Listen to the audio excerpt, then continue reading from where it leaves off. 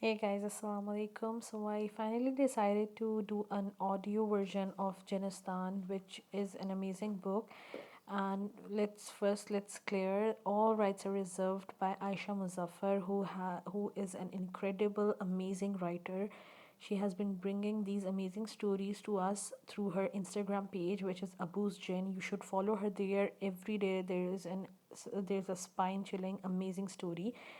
So she recently published this book through Liberty Books. After her, the rights are reserved by Liberty Books.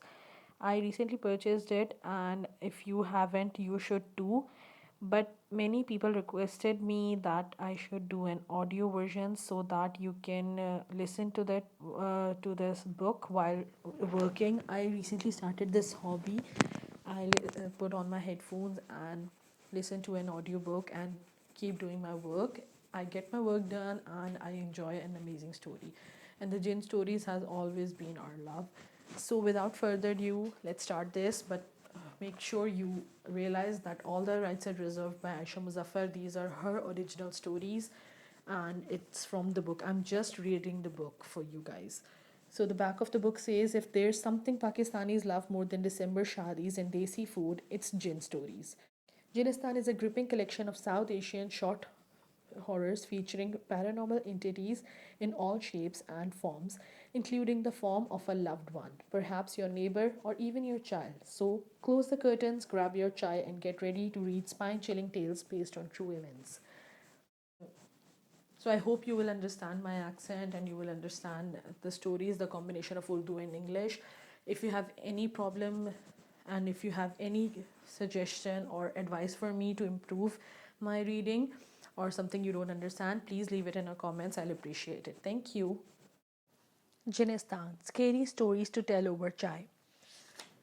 For Abu Jan Malik Muzaffar, a man whose cotton shawl leaves the scent of bravery, he who taught me that life is nothing but a kebab and should be lived one bite at a time. For Amma Jan Sanila Muzaffar, my best friend and the woman who taught me the difference between K and K in Urdu for 10 years. For Nano Jan, my second mother. For my late Dada Abu, the man Sharakpur recognizes. For Farhan, for letting me the shira to his gulab jamun. For 119E, the welcoming roof under which I wrote these tales. For Salma, my Moroccan friend. For Sugar Coated, for catering to my Meetha cravings. For Momina and Hajra, the two princes without whom none of this would have been possible. For Ikra, Sajir, and Nibhan. You are all a part of this. Three men, three stories. The grains of Karachi's muddy sand feel like a home as they slide between Yawar's toes.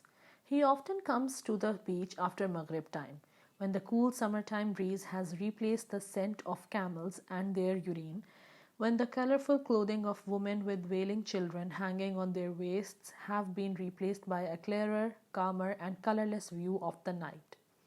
Cities apart, Mahmoud rubs his beard and orders a Diet Pepsi with his medium rare beef steak and baked potatoes. He dips his finger into the hummus sauce and plays with it. The texture is gritty and his frown makes it obvious that he likes his dips smoother, just like his Ami used to make them. His second wife sitting across him sighs. All she has ever wanted in life was a man's undivided attention and bhaiya's kebabs for lunch. And today she has none. Sandwiched between Lahore and Karachi, in the city of Darbars and Sohan Halwa, Naveed sits in front of his autistic son, visually explaining the shapes of clouds, waiting for him to chuckle every time he waves his hands in a circular motion. Biryani, says his son. Nahi, replies Naveed. Clouds, badal bete, badal. Biryani, giggles his son. This is the story of three men with different lives, different solutions, but the same problem jinns. Yawar wasn't always like this. He didn't skip family dinners with Auntie Perveen's Khandan to enjoy a quiet night at the beach by himself. As far as Yawar could recall, he never liked the beach, at least not till some months ago. Auntie Perveen did not mind. Yawar had been in her nazar for the longest time, and she was utterly delighted to have him engaged to her daughter, Mahzeb. Mahzeb too was on cloud nine, knowing that she did be getting married to the cousin everyone had secretly wanted to get hitched to. She had never talked directly to Yavar because she felt that it was her shyness that he very much approved of. Varna the other cousins were bold and nangi pungi. It was true that Yavar was not inclined toward his other cousins, but it was also true that he had no interest in Mahzeb. It wasn't because they had grown up calling each other bhai behan, but because Yavar felt that he was already married. Yavar had always been interested in physics and its laws. He explained life through that particular science and he believed that nothing felt outside its numerical boundaries. So when his Dadi Amma claimed to talk to jinns, he laughed. He sat massaging the tips of her wrinkled khajur like feet and heard stories about how a jinn lived in his Dado's room. On one occasion, he was explicitly told not to play with his Bob the Builder toy truck in the corner of the room because the jinn lived there. When Dadi Amma wasn't home, Yavar sat in the corner and played there for hours. He witnessed something very fascinating. When he rolled the truck towards the corner, it sped sideways, like somebody was throwing it away. After the truck would land on its top, Yavar would examine its tires. Almost always they were burning hot. So Yavar took it upon himself to study the corner after analyzing it for days. Yavar came across a faulty wire that had been let loose behind the curtains because of the current passing through it. It charged anything metallic thrown its way. And so the young man concluded that his Dadi Jan's jinn was in fact roaming electricity. When Yavar was at Nust, his professor relayed an account he had with an energy disguised as a human and told the class that jinns were actually energy and that they very much existed. Yavar guffawed. He told Sir Suleiman that he was mistaken, for energies were anything but human. And jinns, they certainly were not. He wrote his thesis on how kinetic energy could turn into sound energy and motion energy, and finally any energy the brain perceived, but it was not anything supernatural. To Yavar, what could not yet be explained by science would be put into the realms of parapsychology, for it was the easiest alternative, one that did not require hard work. One night, when Yavar's mama, Ami Najma, congratulated the family on her son's Baat Paki ceremony, Yavar crept outside. The roads were closed due to Imran Khan's protests, and due to a container blocking the entrance of the main road, he ended up at the beach in the middle of the night. There was a couple there holding hands, very much in love, and Yavar rolled his eyes. To him, love was like jinn explainable science. Perhaps it was a chemical reaction, the same kind as the dopamine rush he felt when studying nuclear fission, that people termed love. In an hour, the voices outside had reduced to indistinct murmurs. The couple had left, and Yavar stood in the farthest corner of the beach, examining the water circle around his toes. A honk like sound disrupted his thoughts, and he examined the roaring waves through a bird's eye view. Honk! There it was again, louder this time. After 5 long minutes, Yavar saw a wooden boat wash up on the shore a little distance away. It's the middle of the night. The waves are rudderless. How have they spared this boat and its owner? Yavar contemplated as he ran towards the boat. Upon reaching it, he saw a woman lying inside, her figure now loosely hugged by the moist sand. The woman appeared to be ill, for she lay lifelessly on the wooden plank. Her face was covered by a thick layer of silky straight hair that shone under the October moonlight. Suniye, Yavar blurted out. He didn't know what to say. A part of him was thinking about the honking sound. There was no machinery on the wooden boat. The other part wanted to wake the woman up, but he concluded that she might be dead and that he could get in trouble. He had seen enough CID to know better. Sunyeji, he repeated with more gusto. Yavar rocked the boat. Well, at least he tried rocking it. The weight of the petite woman was heavier than the gigantic bottle of Nestle that his Amma made him place on the dispenser. Ever since he was a child, Yavar had always thought a lot, which was his most pressing problem. As a young boy, he did calculate the pros and cons of consuming the grape ice lolly and the orange one. He thought about running away from the scene. But then he thought that abandoning the lady would be inhuman. He thought a lot. Hello, Ji! Yavar placed his hand on the woman's head. Her hair was drenched and she was cold. He took off his jacket and placed it on top of her. Yavor sat there, looking at the moon and then his jacket, and then at the moon again. Slowly, he slid the jacket enough to catch a glimpse of her face. Now that the moon hung right above them, he then brushed the hair off her face using the back of his hand. Yavor gulped. The lady was unlike any woman he had seen before, and as a child, he had seen many Bollywood movies with Amma. None of the women had appealed to him.